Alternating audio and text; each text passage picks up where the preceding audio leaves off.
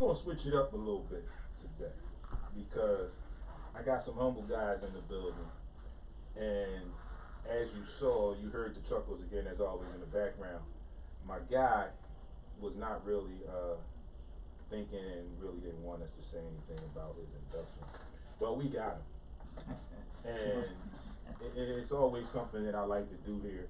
I like to catch people off guard in a good way, and those kind of praises, like we just talked a little bit off air, those type of praises are things that need to be acknowledged, especially if we're friends, which we are, and he's in my presence right now. So, like the saying is now, give him his flowers while he's here. Definitely gonna give you your flowers, bro. And very appreciative. And in that realm of being humble, I am again humbled to have you sitting here with me. The first time you were here, I got so many texts and so many calls and stuff from people after the fact. And in a way, a huge way for me, the way we were introduced in that interview that we did the first day and the way we connected and gelled. When I talk to people after the fact, when they could coach, like, yo, he was talking to Ivan. I said, yeah, I was talking to Ivan. So what? Like, what's the big deal? And yeah, it's one of those things where it rubs off. Like a lot of people said it about me, said to me that I'm kind of humble as well. But again, when people ask me, they was like, yo, like, how you pull it off? Listen, now you're asking the wrong question. You don't even know how I did it. Right. You saw that I did it. And now we have a bond. And I'm appreciative. I'm thankful to call you friend. Right now as well. I don't call everybody friend. And like I said, it was one of those things where because of the atmosphere and the aura that was here that first time, when people asked me about it, it was like, all right, yeah, so what? Like, yeah, I'm like, yeah, he's approachable, but you got to do things in the right way. Right. You can't just go run into him, oh, hi, can I get your autograph just like that? Like, I said, if I know him the way I think I know him, it's not going to put you in a good look. It's not going to put you in a good spot. So just be respectful on the 14th if you feel like you want to get close to him and say some things to him. And I'm sure he wouldn't have any problem talking to you. Oh, come on, me and Chris. The other stuff, yeah. Or go find Chris and Squeaky, and they'll drag you over there. They'll drag him over to you in one way or another. Something will happen. Like, something will happen. And if you want to get introduced, we definitely can make that happen.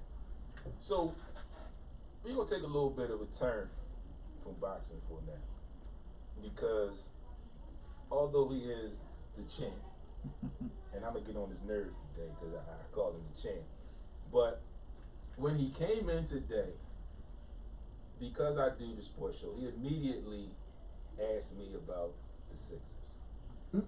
And I gave him a little bit of my spiel. Right, I gave him a little bit of my spiel. And of course, we just had the NBA draft Thursday. The Sixers had 3 picks in that draft. But all the hoopla is around Ben Simmons. And some of the things that I said about that entire situation is, or were, that I believe there is going to be a trade to come. But knowing the people that I know close to the situation, it's not going to be what the fans expect. It's not going to happen when the fans expect it. I think it's going to happen at their own timeline. So the picks that they made, they drafted Jared Springer in the first round at number 28, and then they drafted 2 bigs, a foreigner, Philip Petruzev, and then they drafted Charles Bassey. I'm not 100% sure how Petruzev is going to fit in, because you always get into that. You get caught up in that thing where he's a foreigner, he's overseas. He may want to go back and work on his game some more once he gets a little bit taste of camp here or whatever. But I think, again, the Sixers got another steal in the first round, a la Tyrese Maxey. And we saw what the potential, and like they like to say, the upside of Tyrese Maxey throughout this season. But talking to Chris. And he just cut us out. Yeah, I'm put you on the spot too. You were here, so you gonna get on the mic as well. We talked about the Ben Simmons one and done. And we also talked about the coddling of professional athletes. So Chris, give us a little bit of your take on that particular instance, the coddling of athletes. Because there's none of that going on here. No way. And people, he said no way, so you heard that. And I'm just using that, just playing devil's advocate a little bit. We talked to Nafear, and there's none of that going on here. And in my opinion, I think that is one of the worst things that can happen to an athlete that has aspirations of either going from high school to a top-notch college or from college to the pro level. Well, for me, I guess it's kind of I come from a different standpoint. For me, when me and Nafear started boxing, he was a kid. He didn't know anything. I didn't know anything. I went to the boxing gym with him, and we both learned together. And when I got to a point where I said, okay, this kid wants to take this to another level, I then thought 10 steps ahead. I was thinking about now, then. Mm-hmm. I said, I know what I have to do. I have to surround my kid with the best people that I can have, because where I fall short, I'm going to need other people to lean on. And I went and got Wendell Chavez, Coach Rick. I went and got Ivan. I got Doc now. I got a doctor who makes sure he's straight with his body. I'm always thinking 10 steps ahead, because I know one day it's going to be a point where he's going to face adversity, and I can't save him. I'm going to be on the side. I'm walking back down the steps. Me and Ivan going to be on the side, screaming and yelling for him to do what we want him to do, and he's going to have to deal with that adversity. If I coddle him now, when he's on that free throw line, a la Ben Simmons, I can't save him. Mm-hmm. I can't help him. When it's time for him to shoot that jump shot, I can't save him. They're going to look at me and they're going to say, well, what was you doing all this time? Why didn't you prepare him for this point? What am I supposed to do? I have to give him everything that I can, so when that time does come, he has to be ready for it. And I feel bad for the kid that nobody had enough heart to tell him where he was falling short and get it right now, not in game 6 where we're looking at you and the whole world is critiquing you and could possibly tarnish your legacy of everything that you've done in the league because of a couple of games that you weren't ready for. You just weren't ready for. I think that's a lost art as far as coaches and in relationships with their players, and for some of the younger ones in relationships with the parents. When I coach basketball, and I find this is a lost art, coaches nowadays either don't want to or are scared to tell these kids' parents where their kids' level is. Mm-hmm. And I think, in my opinion, that hinders the kid because you want to tell the parents, but then you don't want to tell them, and then you don't want to hurt the kid. I was always under the impression, myself and my uncle, when we coached our kids, just like Chris just said, I'm preparing you for the next level if you want to get there. And life as well. And more specific, I coached basketball. So I would always tell the kids, or me and my uncle would always tell the kids, you got us here in this community league talking to you every time you do something. As you progress, depending on the level of your progression, that's not always going to be there. I said, you can go to one of these big time basketball schools in the city or whatever, or get to college and go to those big times. Coach is going to tell you A, B, and C. You get out there on the floor and you don't do A, B, and C, you're going to look up when that horn blows and it's a sub, and that sub's coming for you. Mm-hmm. And you're going to think, when I come past the coach, like, yo, coach, like, why you take me out? No, once you get to that level, you had practice all week. You knew what I expected you to do in the game. I just told you before I put you in the game. Go have a seat. I'll talk to you in practice. I got a game to coach. And for some of these kids, that's a shock. Like, I had no problem when we had halftime in the locker room, there were moments when I had to tell, look, parents, y'all gotta leave. And some of them would look at me and be like, oh, well, why I gotta leave with my son? Because for this hour and a half, 2 hours, he mine. When this is over, you got the rest of the day and the next day until we come back to practice with him and you can talk to him then. But right now, I need you to let him go and give him to me. So for you, Chris, how awkward was that? You said you were not fearing in the gym as a child, when he was a child. How awkward was that for you seeing his vision and seeing and picking up on the fact that, yo, he trying to do this? It's been a hell of a journey. I mean, you know, to encounter Rick Ross and for him to embrace us the way he has. I mean, he's almost like a third father besides him and Rick and Ivan. Everybody embraced him, and he, you know, he took him to California, and you know, he got to see things that most kids his age don't really get to see. He got to see another strong black man, you know, doing well in business, not just in athletics. He also teaches them. They talk almost every day. He teaches them about life and business in general. And in our sport, it's a little bit different. In basketball, somebody might drop 25, 30 on you. Right. In this game, you're going to get bodily harm inflicted upon you, and you might be going to the hospital tonight. So for me, it's even more imperative to make sure he has everything that he needs. And a lot of times, me and him butt heads because I want it done a certain way because I know what's waiting for you. Right. You know, on the business side of the game, where I had to go further than he did because I knew my kid was coming. So I got into the business side as far as contracts and managers and promoters and things like that. It's a whole and to kind of correlate it to Ben Simmons, for his father who knew exactly what he was going to be dealing with, the expectations that he was going to be dealing with. I just feel like he should have been more ahead of the curve than he was, because now that kid has to deal with the rest of his career with these I guess afflictions being placed on him, right, where they're like, you know, his career's on the line. He gets traded. You don't live up to the expectations. We all know, what have you done for me lately? That's the game we're in, and I preach that to him every day. I tell Nafear, you know, it's a lot of people who want to see you do bad, and it's a lot of people who want to write you off. So I know I got to be on my game. He got to be on his game. So you got to be on yours, because right, where we're at now, you got millions of dollars at stake. You can't play around like this. Sacrificing these next few years could change the rest of your life.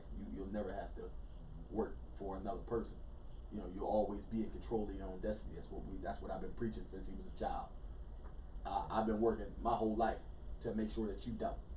So here we are. You got to seize the opportunity. You just never know when adversity is coming. I mean, there might be a guy who you think you can beat. That guy just might have caught up for you that day, and he's coming. And now you got to deal with what he's bringing. And if you can't, you know, like I said in this sport, you go out. You get hurt. You know. And for me, I don't know if I could bear that. So I make sure. So for me, it keeps me up at night.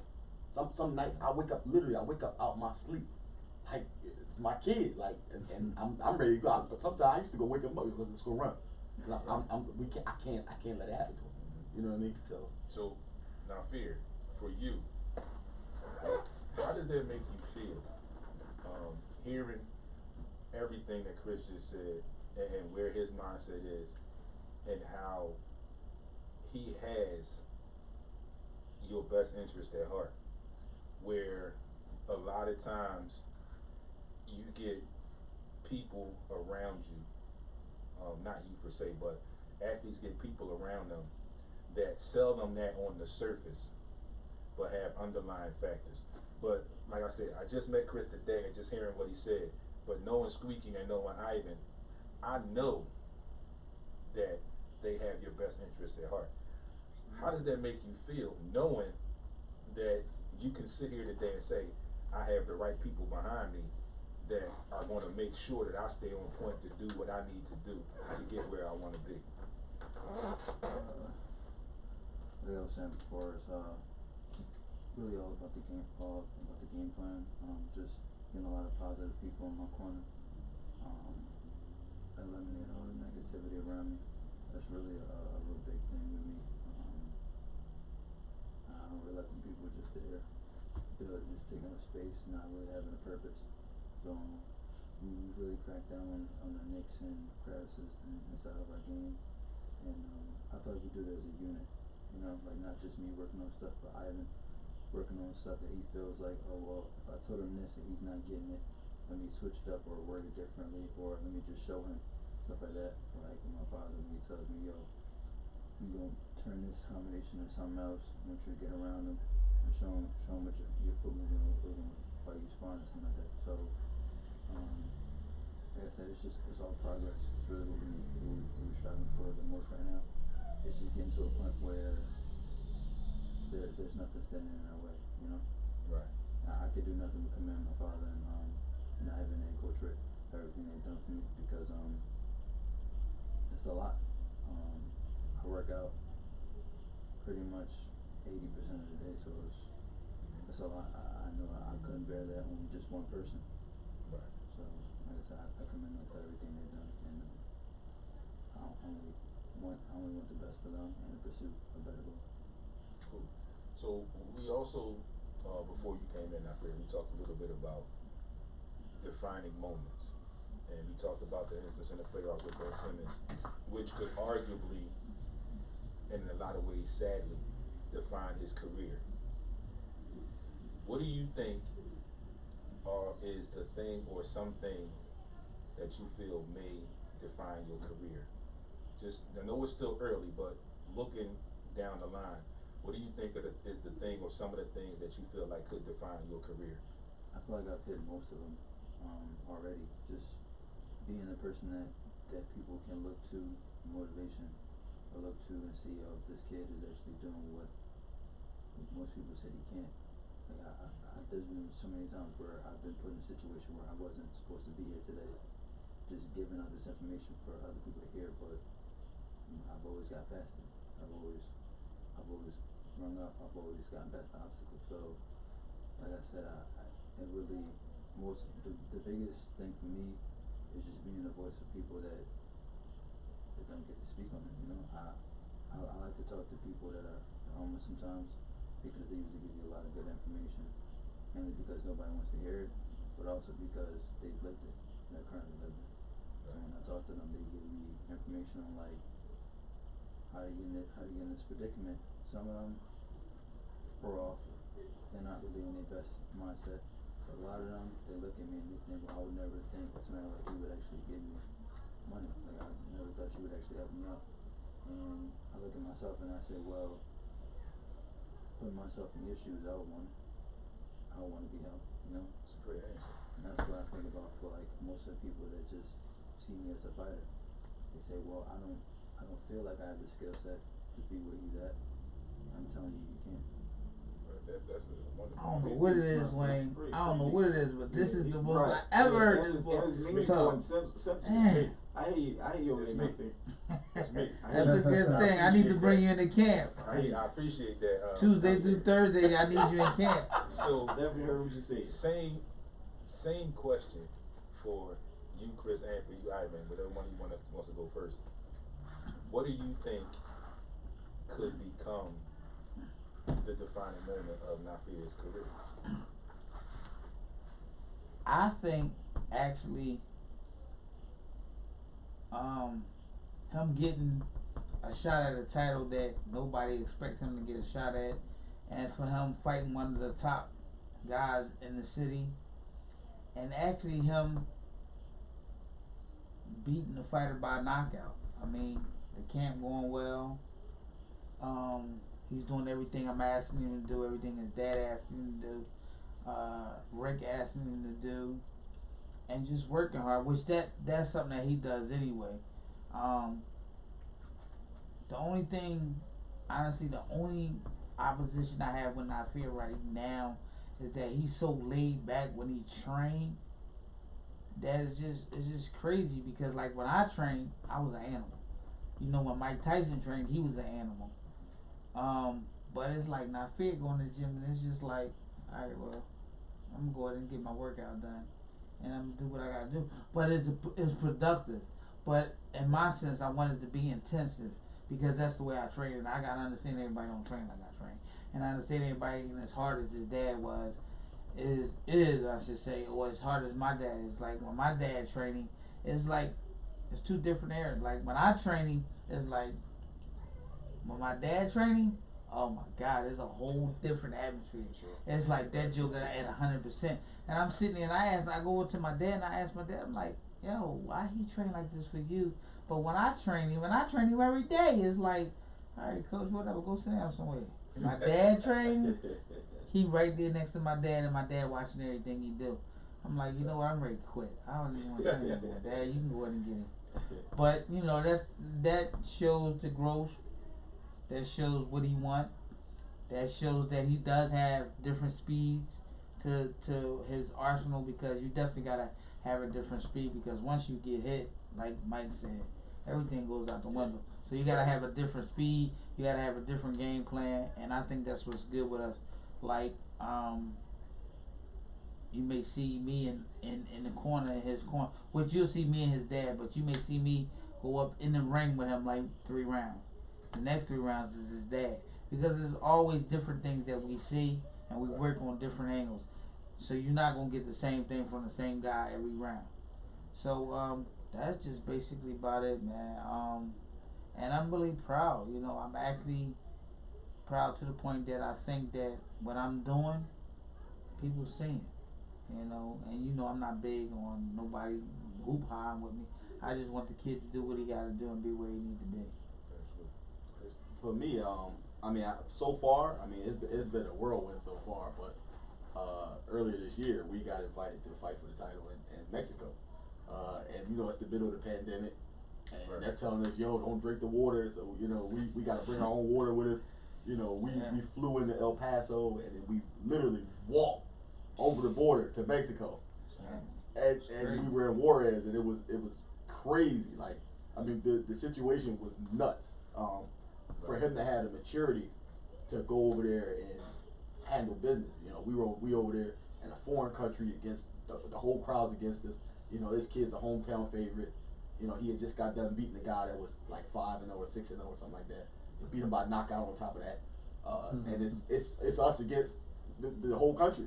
You know what I mean? It's me, Rick, and Ivan, and Nafear. We just know it's just us. It's like for him to have the maturity to go out there and not only beat the kid, but stop the kid. His first main event, in a different country, eating food. I mean, we was eating like tacos. Like, it was crazy.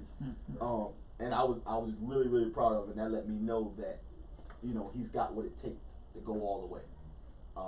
You know, that was his moment of adversity so far, where, you know, I can't help you. I'm here with you, you know, but I can't get in that ring with you. The kid was coming. You know, he was tough, he was strong, he was durable, but, you know, I knew we had did what we had to do to get him prepared to fight. And for him to go over there and do it meant everything to me. You know, so now it's a different Mount Everest. You know, each fight, like I said, this is a what have you done for me type world we live in. You know, you can viciously KO somebody, and then right after you get out the ring, they're like, well, what's next? You like, huh? I just knocked him out. What do you want? You know what I mean? So it's on to the next. So for him, for us now, you know, it's we know the goons are coming. You know, the big promoters are gonna come. They're gonna come call it, and we got to be ready for them. So absolutely, whenever they're ready, we'll be here waiting. Yeah, I think that's a great thing that you keep reiterating, and you say, I can't help. And I'm sure there are some people that are in between the cracks and crevices that are thinking to themselves like, well, what do you mean you can't help them? You as coach.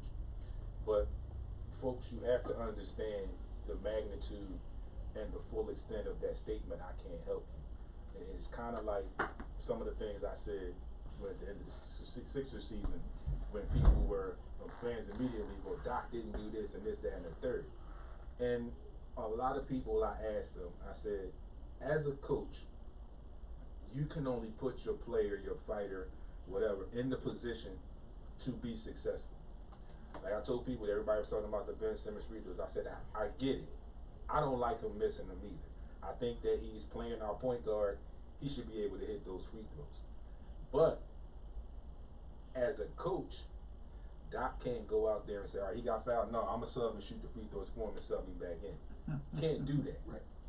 So I think it comes with repetition. It comes with progression. and it comes with a lot more of determination and focus. So for me, before I let Squeaky answer that question,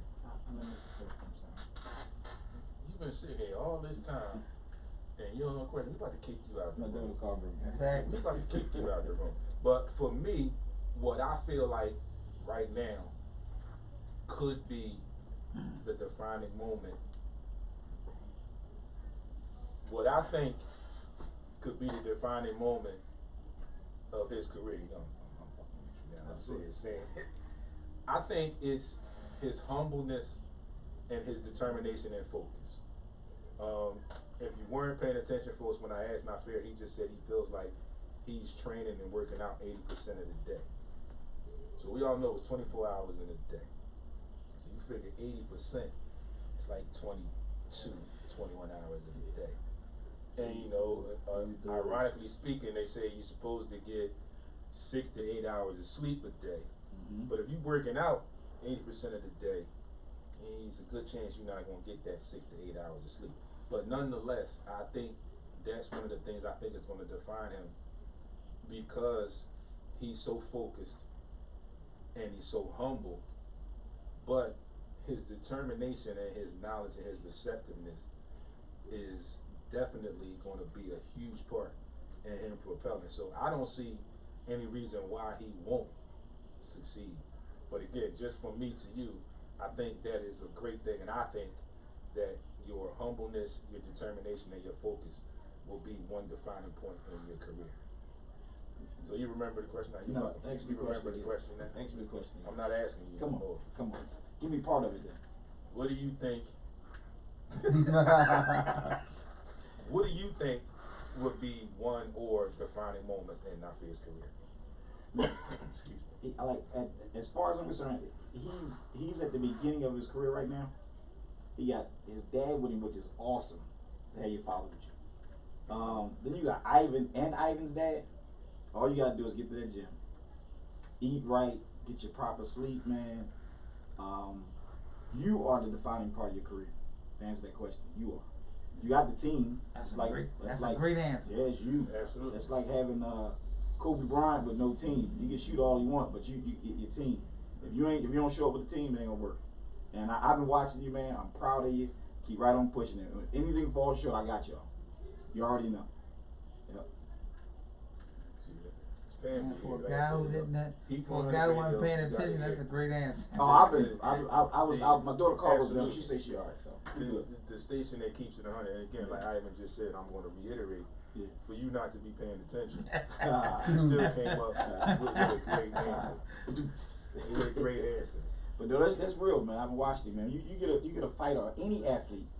Pay attention. Most athletes don't have their father with them. They got their mom. Right. Right. They got their mom with them. Right. You got your dad. What you do is you can't fail. Right. You can't fail. Even if you don't get that championship belt, them days of training, that days of building that memory, that's your championship time. Right. Yep. Like they say that constructive criticism from That your bond. dad Yep. as a male Yep. is very defining and very imperative. Major. Yeah, and being of color as Yes, well. yes. That's what I meant when I said it's Yes. very defining, Yep. and imperative, because like Squeaky just said, there are a lot of our young athletes right now are single parent households, and it's usually the mom. Yep. And 1, 2, 3, 4, 6 men sitting here, we all know, and there's no disrespect, but we know a woman cannot raise a man. No. There's no disrespect in that comment, and that quote, but we all know that, and there's a lot of women that know that as well. But to have that, I think it is a great thing, which also I think puts you a step above a lot of other athletes, like Squeaky said, who don't have that. And for you to be where you are at this stage in your career is extremely impressive to me. I can hear from your coaches and the people that you have around you that are sitting here with us today, it's impressive to them as well. So again, I applaud you for everything that you're doing. I wish you nothing but the best. And I just hope that you continue on in that path and don't lose nothing. I don't think you will, but while back, we had a young lady on the show who played basketball for St. Joe's, and she did a lot of work with the homeless. Gabby Smalls, Gabzilla we call her. Shout out to her and her dad, Freddie Boone Smalls. And she did a lot of stuff off the court with the homeless and things of that nature in her community involvement, which I think is going to be a huge part of her career as well. So hearing you say that you have talked to homeless people and you've made an impression on them, a different impression that they wouldn't get from somebody just walking down the street. Different platform. A totally different platform. Yes, Squeaky, thank you. A totally different platform. And I think that's something great where you said that, you know, some of them said that they would never expect you to give them money or you to talk to them. And then on the flip side, believe it or not, you said that you learned some things from them. And it just shows that people may be down, but until you talk to them, you'll never know where they've been. Right. Just because they're down now doesn't mean that they've been somewhere prior to that. And I'm not necessarily saying that they had to be wealthy and then lost everything. Knowledge is wealth. We all know that. So in some of those instances, they could have a plethora of knowledge still. They just hit a skid and haven't gotten back from that skid yet. And even though that they're in that position that they're in, and you reaching back and you're talking to them, they can also be your motivation Absolutely. to push you even harder, Absolutely. to keep from having possibly being in that situation yourself. Mm-hmm. So you know, even if they may think Yeah. that they're not of society anymore, they still can be helpful themselves. Right, because we never know. We never know what the next day holds. Yeah, tomorrow's not promised to none of us. We never know what the next day holds, and it could very easily be one of us that falls into that position. I'm not wishing anything like that, but reality of the entire thing, the whole situation is that it could be you, it could be me, it could be another person, it could be somebody that you know, somebody in your family. So again, you doing that and wanting to do that is a great thing. So moving along, we stayed with the Sixers for a little bit. We talked about that, and for you guys, getting opponents, how is that? How difficult is that for you guys to get opponents? Knowing what you've seen and what you know from Nafear. Now, how hard or easy is it for you to get opponents that want to actually step into the ring? Take the E out of it. Take the E out of it, brother. Keep the H in it. Hard. Keep the H in it. Keep it hard in Well, it. I mean, in a nutshell, I mean, we get the best opponent that we can. You know, for us, it's not like we have a major promoter who, you know, Not yet. not yet. Absolutely. But we enjoy being independent. We're enjoying the fact that, you know, we own our name. You know what I mean? Like, once again, it's not just about boxing. And let me say this: it was always manhood before boxing, because this sport it's so synonymous with life. It's a lot of hard hits that come unexpectedly that you have to bounce back from. And really, what it comes down to is, you know, whoever wants to fight, we draw up the contract. You know, there's no mythical guy that's making the contract and sending it out. Right. It's me sending the contract, or Rick Ross sending the contract, or CC, our other manager, sending the contract. We have a whole host of people that are around us that make things happen for us. So we can fight on whatever card, whoever we want, whenever we want, however we want. You know, a lot of times we get turned down. You know, we ask to fight certain people and they turn us down. You know, there's nothing we can do about it. We can't make you fight. So, you know, at this point, we'll fight whoever's there. It is what it is. And, you know, we're trying. Every fight is a learning. It's a learning curve. You know what I mean? Like, some guys are movers where they're not trying to stand there and fight. Some guys are brawlers where they want to brawl with us. You know, we'll fight however it comes. Some guys are southpaws, some guys are orthodox. Right. Whatever. We don't really mind fighting whoever we gotta fight. But at this point, it's just making sure we get the opponents. I mean, we had a couple of fights this year, literally, that guys showed up to the weigh-in, got his COVID test, everything. And then the night of the fight, nobody could find him. He left. Like, he literally left. Wow. So I mean, that was something that we had to deal with. And I was frustrated. I'm sure he was frustrated.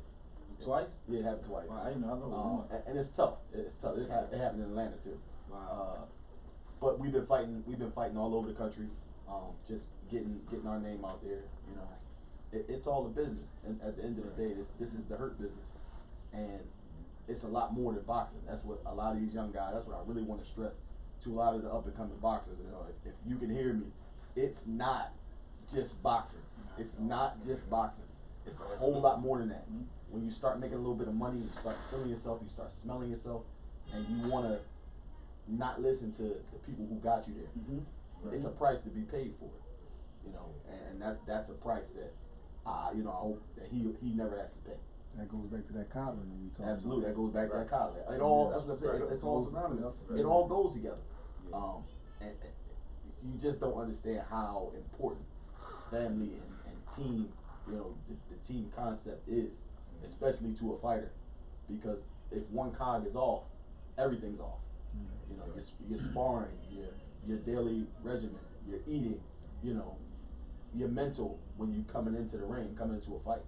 If one of those things is off, you know, you could have a long night. Right.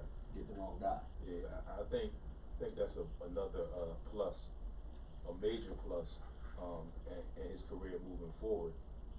That he has guys in his corner that are dedicated and fully educated on the business side, where at some point he'll know this as the boxer, which a lot of times you have fighters or you have athletes that have agents and managers that basically handle all of that stuff for them, and a lot of times the actual athlete is somewhat oblivious as to what To the goes process. on until something bad happens. Then it's like, oh well, why did this happen and this and that? I feel like listening to you guys sit here and talk today, I feel like you keep him abreast as much as you can in the right situation. So like Ivan said, the focus now is the training. So I believe that the business side, well, I know the business side is there, but I'm thinking now that you guys are handling that, all of that right now, so he can focus on his job. So when it's time to step up, I ain't got to worry about nothing else but boxing. what I went through to do my job. I don't have to second guess anything like, what if I don't win this fight? Then what's gonna happen? Or what if something happens and then something don't go right? I just feel like you guys have all that in tune, and when you need to, you make him abreast of everything that's going on, which I think is great. And I also think it's great in general. I also think it's great for the athlete because now he knows the steps. Like Ivan said, right now, you know, he said he wants to sit in the gym sometimes after whatever. No, now he probably understands, look, I'm getting ready for this fight. Told me to leave, I'm gonna leave. You know, and after the fact, it's like, oh, maybe, well, yeah, okay.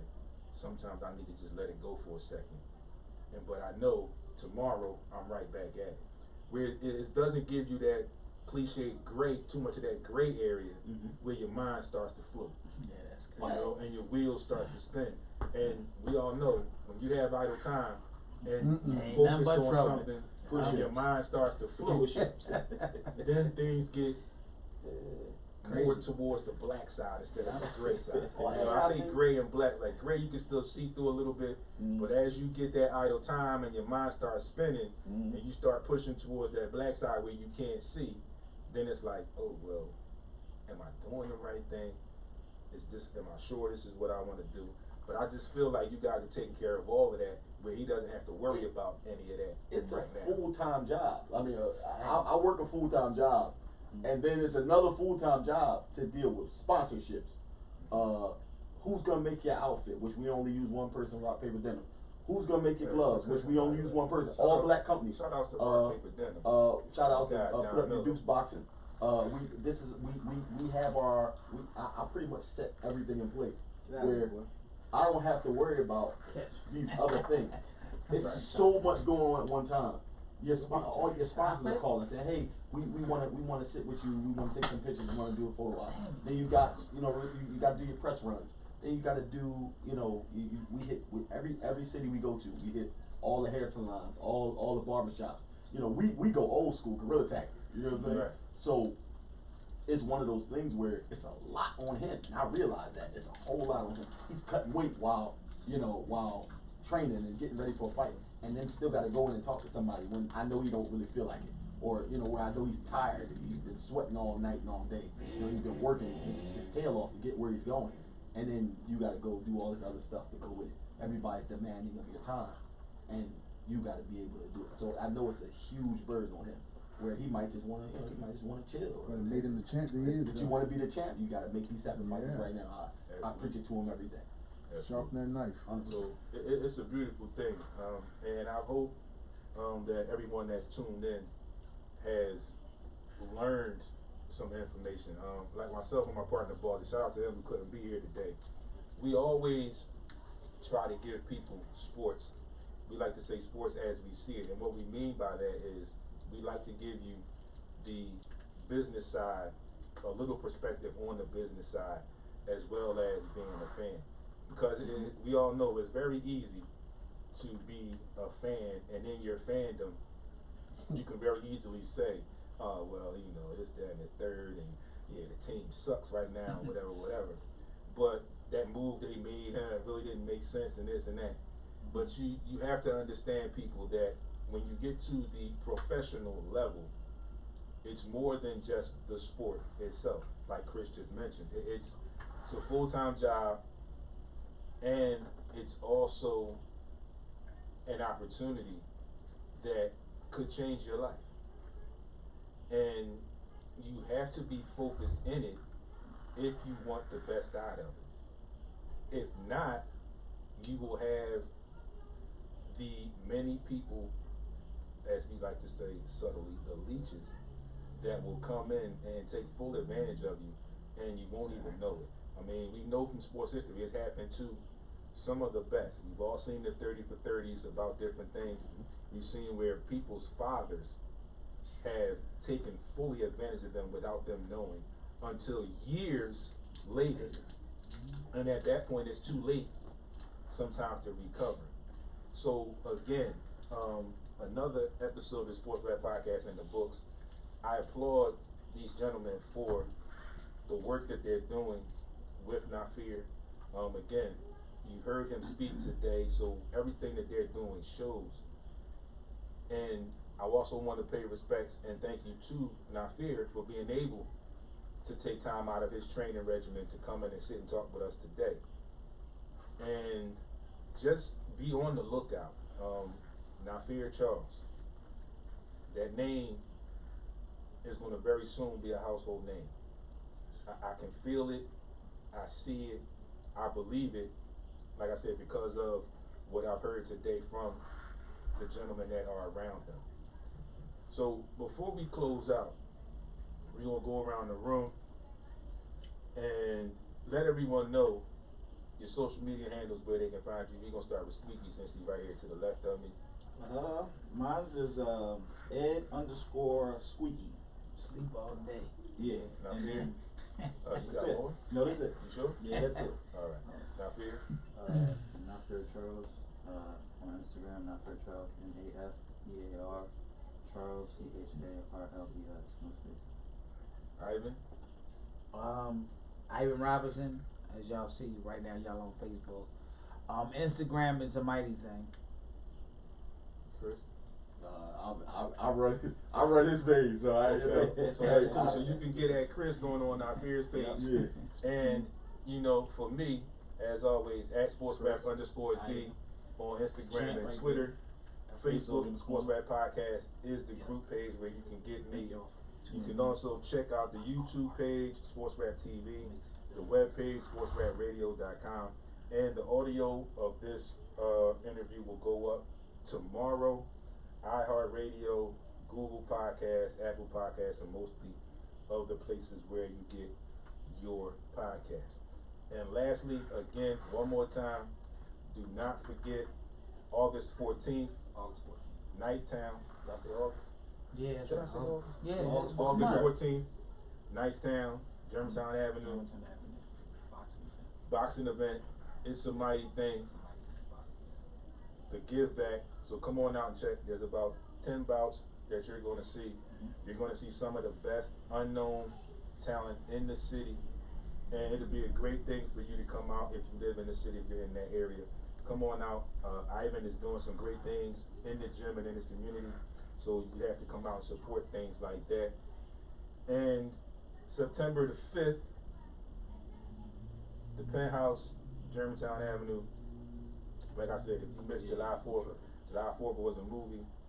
And I don't even know what to call this upcoming event. It's gonna be a big event. It's We gotta paying go up get to be tickets at. huge. You know, So, Simply Nice. Monica 72 on Huh? Instagram and Wants to Twitter. spend some money. Heat 100 Radio. We're bringing You know where to find her each and every morning on the Morning Rush.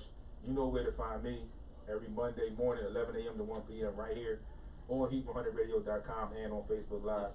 As always, start your week off right. Be great on purpose, and we will see you all week on social media and right back here next week live on the air. Thanks for tuning in, Thank you. folks.